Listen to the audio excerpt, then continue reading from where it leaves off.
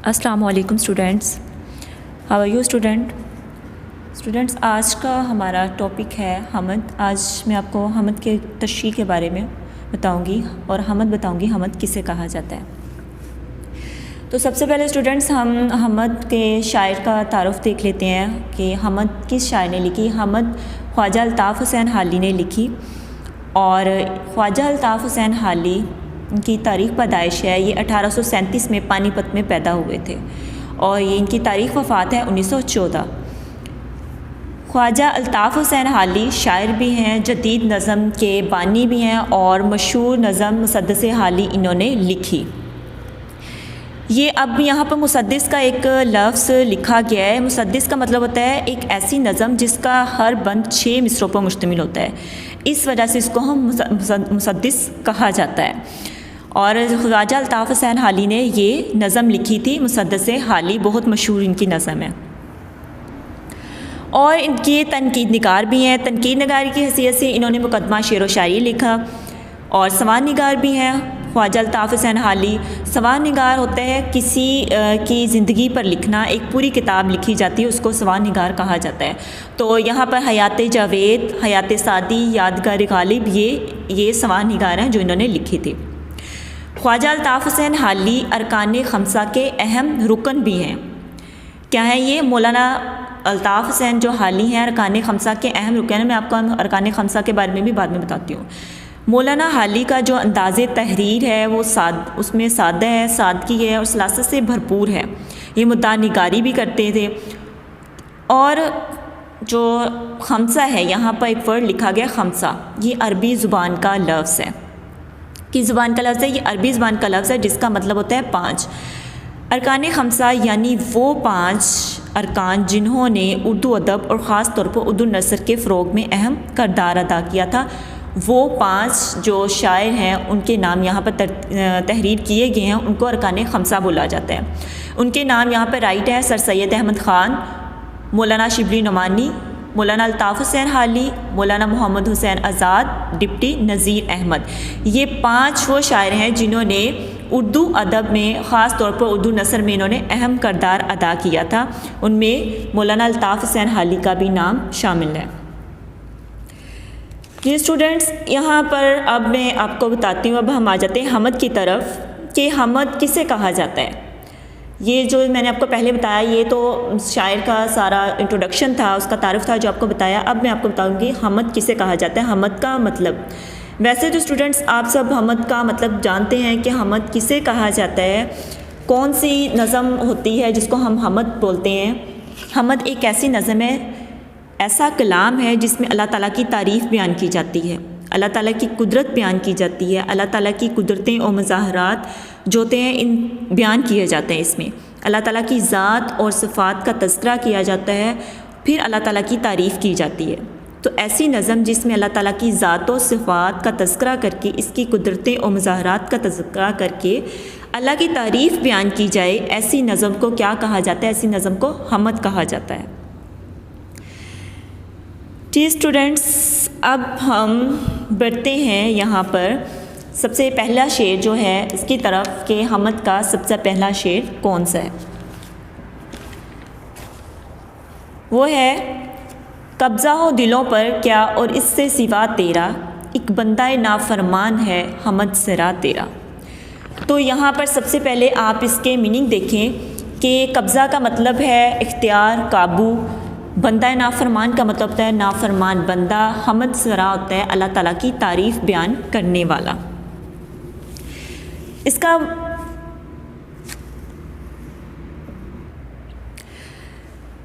کا مفہوم ہے کہ دلوں پر اللہ کے علاوہ کسی اور کی کیا حکمرانی ہے، کہ اس کا ایک نافرمان جو بندہ ہے وہ بھی اسی کی تعریف بیان کر رہا ہے، کہ جو ایک نافرمان بندہ ہوتا ہے وہ بھی اللہ تعالیٰ کی تعریف کر رہا ہے۔ جی اسٹوڈنٹس، مولانا الطاف حسین جو حالی ہیں یہ بہت ہی عمدہ شاعر ہیں، اور جو ان کا کلام ہے، ان کی جو تشریح ہے جو انہوں نے بیان کیا ہے، اس میں انہوں نے اللہ تعالیٰ کی محبت کا بیان کیا ہے۔ انہوں نے اللہ تعالیٰ کی محبت ان کے کلام سے نظر آ رہی ہے، جو انہوں نے کلام بیان کیا ہے، کہ پتہ چل رہا ہے کہ مولانا الطاف حسین حالی کو اللہ تعالیٰ سے کتنی زیادہ محبت ہے۔ اس نظم حمد کا جو مرکزی نقطہ نظر ہی یہی ہے کہ اللہ تعالیٰ نے ہر چیز کو اپنے قبضے میں لیا ہوا ہے، اور اللہ تعالیٰ کے اسر و رموز اور بھید کو سمجھنا کسی کے لیے ممکن نہیں ہے۔ اللہ تعالیٰ کے اسر و رموز کو اگر کوئی شخص کسی حد تک سمجھ لیتا ہے تو پھر وہ کچھ نہیں کر سکتا، وہ کچھ کہہ نہیں سکتا۔ اور جتنے بھی آپ نے منکر ہیں یہاں پر، جتنے بھی اللہ تعالیٰ کے منکر ہیں، اللہ تعالیٰ کو نہیں ماننے والے ہیں، وہ اللہ تعالیٰ پہ ایمان نہ لانے والے بھی، وہ بھی کسی نہ کسی طرح اللہ تعالیٰ کی حمد و ثنا بیان کرتے ہیں۔ یہ مرکزی نقطہ ہے جو اس نظم میں بیان کیا گیا ہے کہ جو اللہ تعالیٰ کو نہیں مانتے، جو منکر لوگ ہیں، وہ بھی کسی نہ کسی زندگی کسی نہ کسی موڑ پر وہ یہ ضرور رکھتے ہیں، یہ اپنا عقیدہ رکھتے ہیں کہ اس دنیا کو بنانے والا تو ہے یہاں پر کوئی نہ کوئی، کہ دلوں پر اس کے علاوہ اور اس کے سوا کیا قبضہ ہو سکتا ہے کہ نافرمان بندہ بھی اللہ تعالیٰ کی حمد بیان کرنے والا ہے۔ مطلب حمد سرا ہے، حمد سرا کا مطلب ہوتا ہے تعریف کرنے والا، بندہ نافرمان گناہ گار بندہ۔ اللہ تعالیٰ نے پوری کائنات کو اپنے قبضہ قدرت میں لیا ہوا ہے، کوئی بھی چیز اللہ تعالیٰ کی قبضہ قدرت سے باہر نہیں ہے۔ اسٹوڈنٹس، ہر چیز کو اللہ تعالیٰ نے اپنے گھیرے میں لیا ہوا ہے۔ یہ پوری کائنات چونکہ اللہ تعالیٰ نے تخلیق کی ہے تو اللہ تعالیٰ ہی کے قبضے میں ہے۔ یہ جو پوری کائنات ہے، اس میں ہمیں جو بھی چیزیں نظر آتی ہیں کس کے قبضے میں؟ اللہ تعالیٰ کے قبضے میں۔ ہم آسان لفظوں میں یہ کہہ سکتے ہیں کہ ایک پتا بھی اللہ تعالیٰ کی مرضی کے بغیر ہل نہیں سکتا۔ جب تک اللہ تعالیٰ کی مرضی نہیں ہوگی تو وہ پتا بھی ہل نہیں سکے گا۔ جب اللہ نے ایک ایک چیز کو اپنے قبضے میں لیا ہوا ہے تو پھر انسان کیا چیز ہے؟ انسان کچھ نہیں ہے۔ تو انسان کے دل پر بھی اللہ تعالیٰ کا قبضہ ہے، اور اللہ تعالیٰ نے اس دل کو بھی اپنے قبضے میں لیا ہوا ہے۔ تو مولانا الطاف حسین حالی اس شعر میں کسر نفسی سے بھی کام لے رہے ہیں۔ کسر نفسی کا مطلب ہوتا ہے یعنی وہ اپنے آپ کو سب سے کم تر ظاہر کرتے ہوئے یہ کہہ رہے ہیں کہ مجھ جیسا گناہ گار بندہ بھی اللہ تعالیٰ کی حمد بیان کر رہا ہے، تعریف کر رہا ہے۔ تو اس سے ظاہر ہوتا ہے کہ اللہ تعالیٰ نے میرے دل کو اپنے قبضے میں لیا ہوا ہے، ورنہ میں گناہ گار بندہ میں کس چیز کے قابل کے نہیں تھا، کہ وہ کہہ رہا ہے کہ میں گناہ گار بندہ میں کس قابل کے اللہ کی تعریف بیان کروں، کہ اللہ تعالیٰ نے اس پر اپنا کرم کیا ہوا ہے تبھی تو وہ اللہ تعالیٰ کی تعریف بیان کر رہا ہے۔ وہ کہہ رہا ہے اگر اللہ کا مجھ پہ کرم اور نظر کرم نہ ہو تو میں اس قابل نہیں کہ میں اللہ تعالیٰ کی تعریف بیان کر سکوں۔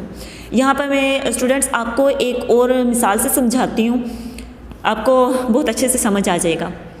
آپ سب کو تو فرعون کو جانتے ہیں، فرعون کتنا گناہ گار تھا، کتنا فاسق تھا، کہ وہ کتنا لوگوں پر ظلم کرتا تھا۔ وہ بادشاہ تھا اپنے دور کا، جس نے خدائی کا دعویٰ بھی کیا تھا۔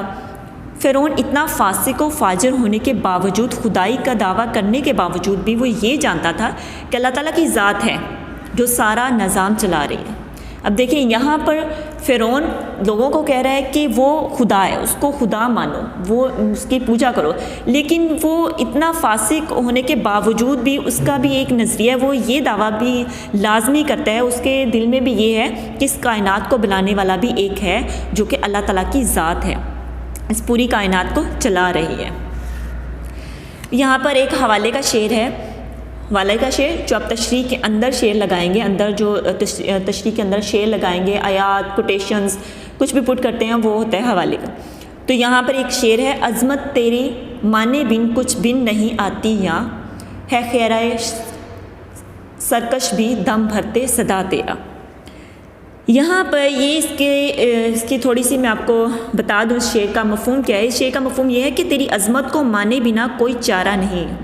یہاں پر تو خیرہ اور سرکش بھی لوگ بھی، نافرمان لوگ، ظالم لوگ بھی تیرا دم بھرتے دکھائی دیتے ہیں، تیرا ذکر کرتے دکھائی دیتے ہیں۔ تو اس بات سے اندازہ لگایا جا سکتا ہے کہ تیری ذات کتنی عظیم ہے۔ اسٹوڈنٹس، یہ تھا پہلا شعر، میں نے آپ کو پہلے شعر کی تشریح بتا دی۔ اب نیکسٹ ہے سیکنڈ والا شعر حمد کا، کو سب سے مقدم ہے حق تیرا ادا کرنا، بندے سے مگر ہوگا حق کیسے ادا تیرا۔